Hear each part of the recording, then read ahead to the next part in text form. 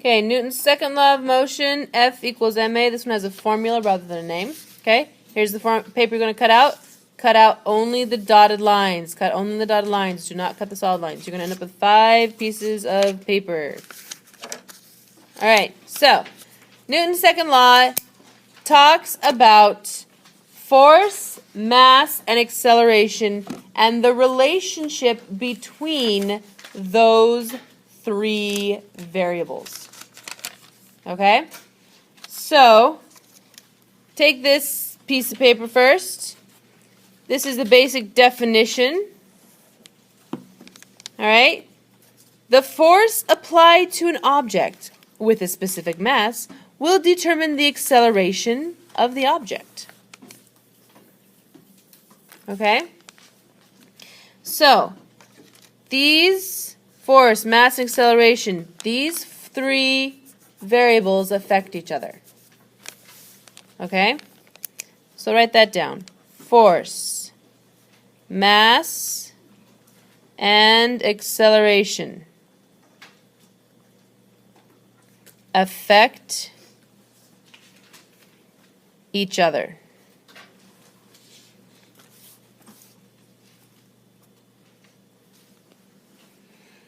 All right, well, what is that effect? Well, let's talk about that. The relationships. All right, the relationships between these variables. Take this piece of paper and glue it in. Okay? So the first relationship. The acceleration of an object is proportional to the force acting on it. And the second relationship is that the acceleration of an object is inversely proportional to its mass. Now, if you're a normal person, that sounds like blah, blah, blah, blah, blah, blah, blah, blah, blah, blah, blah, blah, blah, blah, blah, blah, blah, blah, right? Right? None of that made any sense, did it? Okay.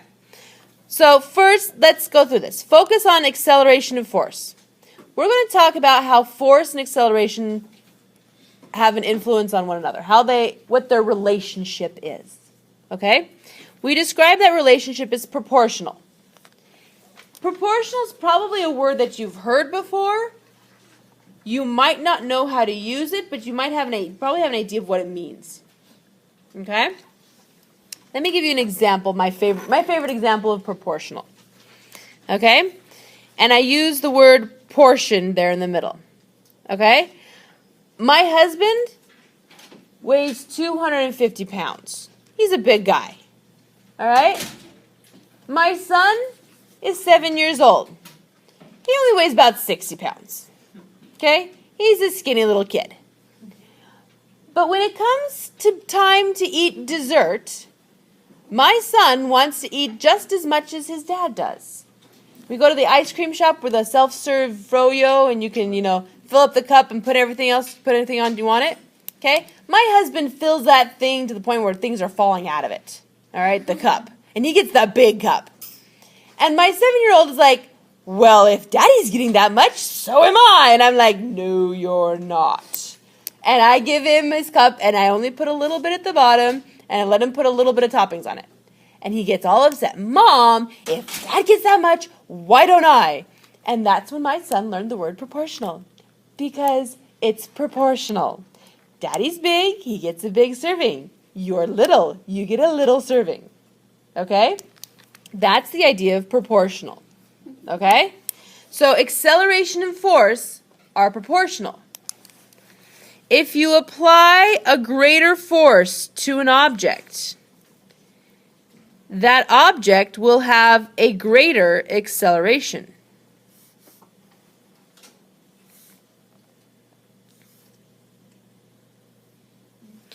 However, if I apply a smaller force to an object, that object will have a smaller acceleration.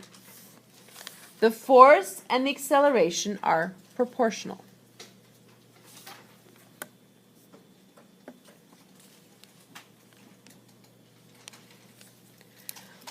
All right, the second relationship. The second relationship is between acceleration and mass. Okay? So, this relationship, we call it inversely proportional, which is kind of like saying it goes the other way. It's the opposite. Simplest example for this one. I am a woman. When I stand on the bathroom scale, it has a great influence, that number, on my self-esteem. If I stand on the scale and the number has gone up, if my mass has gone up, my self-esteem goes down. Can you guys picture that? Bathroom scale. I stand on it. The number has gone up since the last time I got on the scale. Number goes up, my self-esteem goes down. But if I get on that scale and the number has gone down, my self-esteem goes up. Does that make sense? Yes. That's an inversely proportional relationship. The lower the mass, the higher, the bigger, the better my self-esteem. The bigger the mass, the smaller my self-esteem. Okay? Yes? So that's an inversely proportional relationship between acceleration and mass. Okay? As if the mass increases, the acceleration decreases.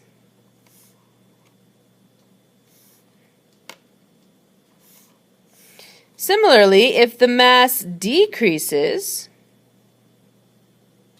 the acceleration will increase. Now, this is something you already inherently probably know.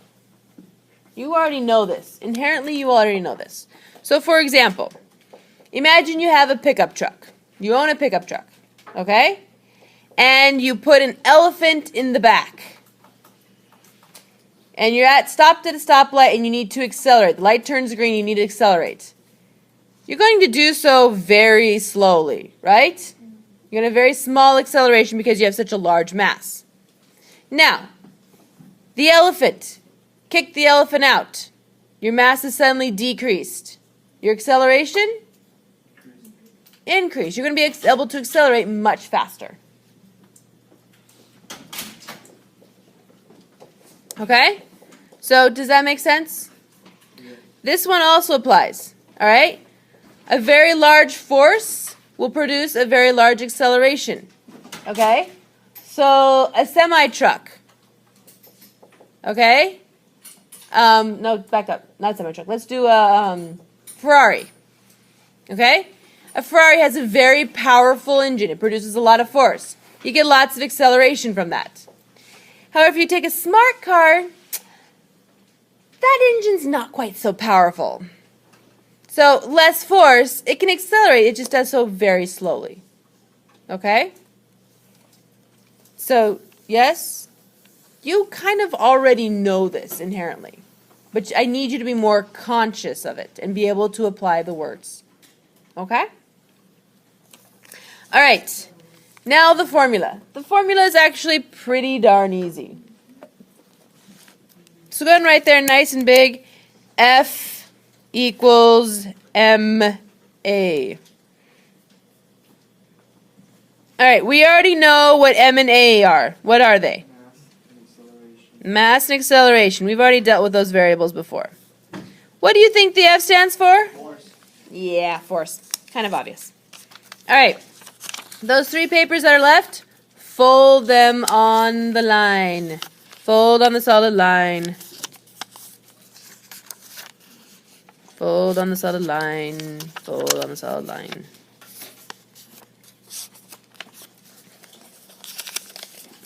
All right. Find the piece of paper that says force. Okay? It's got the picture of the two guys there. Okay? Now, a little note here. Next to force, subscript, write net. I'll explain what net force is a little bit later, but for now, I'll write down net. Okay? So, force. Definition of force is push or a pull. Notice the picture, the box. We've got one guy pulling. The other guy is pushing. But if you notice, They're both going the same direction. Correct? Notice I can give an arrow. We have direction. Force is one of those variables that has direction, like velocity, like acceleration. You know, the up is positive, the down is negative sort of thing. That also applies to force. Force is a vector. All right? It has direction.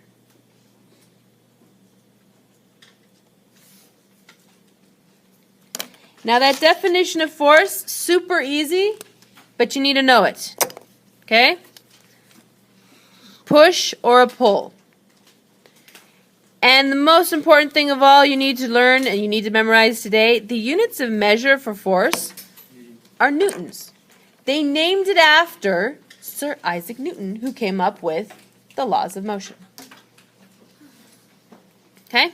So, take that little piece of paper. On the back side there, write force. And go ahead and glue it in. I'm going to glue it in to the left below the formula. Force. And you can draw a little arrow if you want there.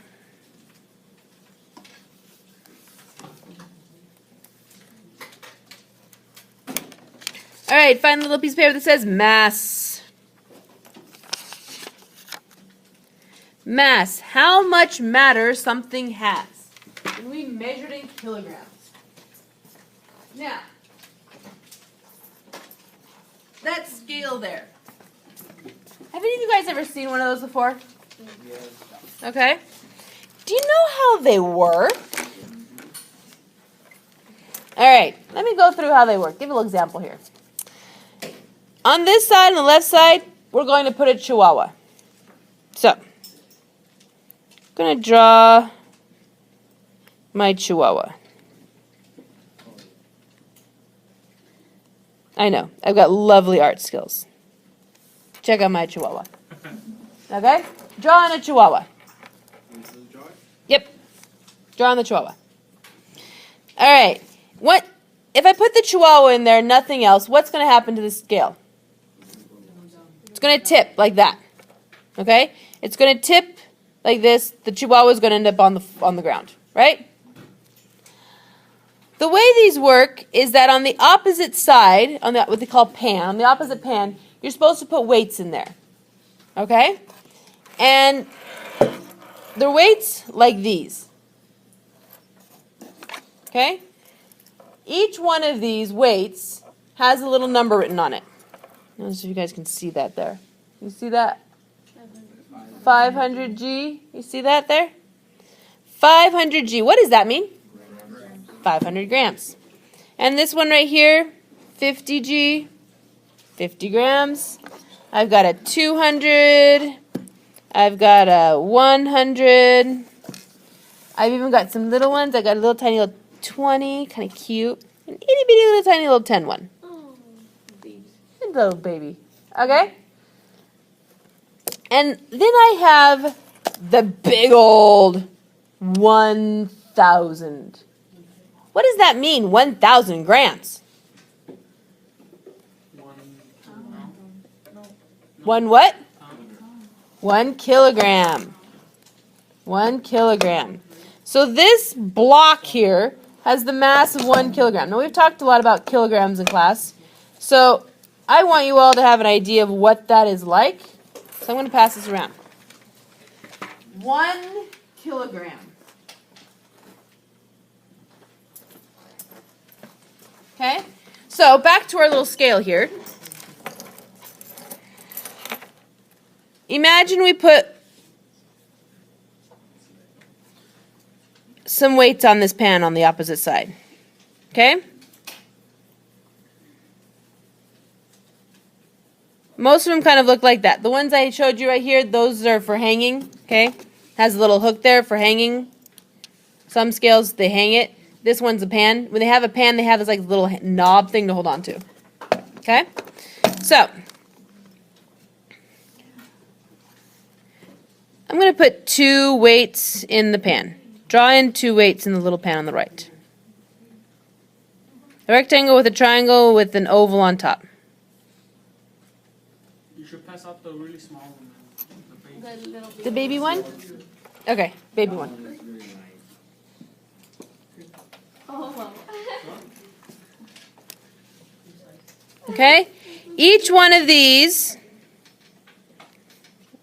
weights that are on here have a mass of 1 kilogram. Okay? So if each one of those is 1 kilogram, and with the chihuahua on the other side, this thing balances out, what does that tell us about the chihuahua? What can you tell about the chihuahua? The chihuahua has a mass of 2 kilograms. Okay?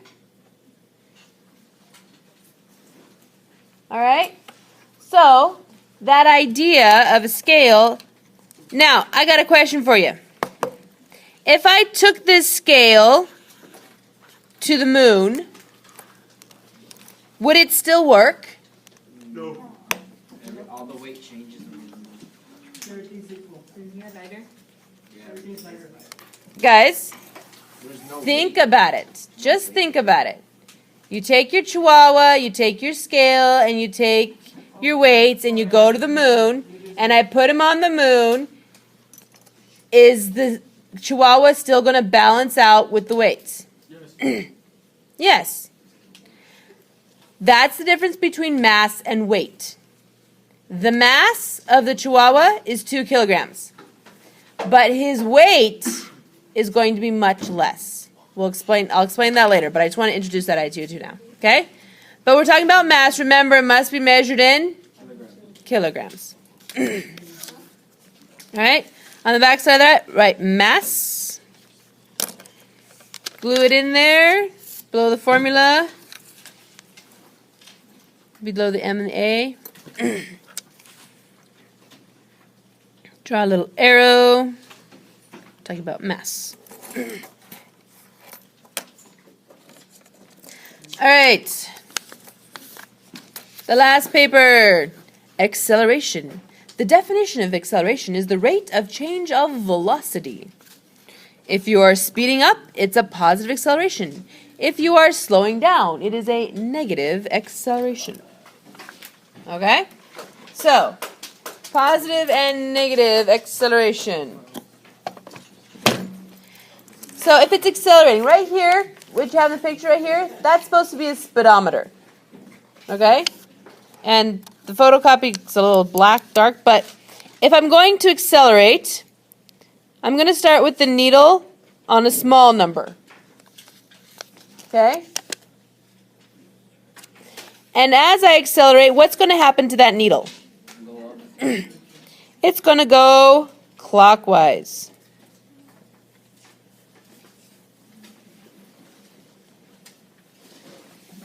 Okay?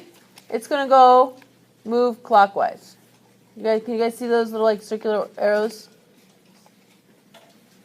That's accelerate. It's going faster and faster and faster and faster and faster. Decelerate is the opposite. You start at a high speed and it will go the opposite direction. It will go down. Okay? So can you guys see how I have that? How those arrows point one way and point the other way? So accelerate and decelerate. All right? Accelerate, speeding up is positive. Decelerating, negative, slowing down. All right? That positive and negative still apply. And units for acceleration, meters per second squared. All right? Remember, you still have the positive and negative. Acceleration is positive, deceleration is negative.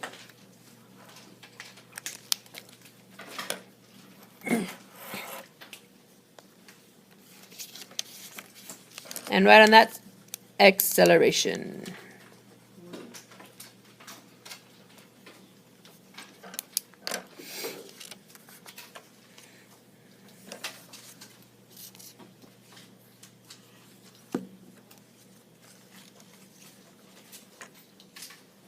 Go ahead and glue it on the page there. to the right, glue it on the right side. And draw an arrow connecting it to the A in the formula.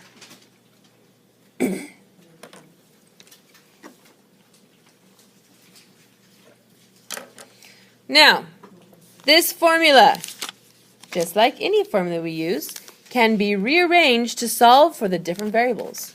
So, for example, if I tell you the mass of an object and the amount of force I applied, you should be able to calculate the acceleration. Or if I tell you the acceleration and the force that's being applied, you could figure out the mass. Okay? So, we need to be able to rearrange this formula to solve for the other variables. How? Aha! We do that using the magic triangle. Alright, F equals ma. There's your formula. Draw your triangle. How are you going to fit those variables into the triangle? Here's your hint. Look at the M and the A. Yeah. M and A are side by side, so they need to be side by side in the triangle. That leaves F on top. There you go. So now you've filled in the triangle. Once you've done that, then you have to decide what you want to solve for. So, if mass is my question, I cover the M with my finger, F over A. F divided by A. Force divided by acceleration. Okay? And if acceleration is the question, I cover the A in the triangle with my finger, and I'm left with F over M. Force divided by the mass. All right?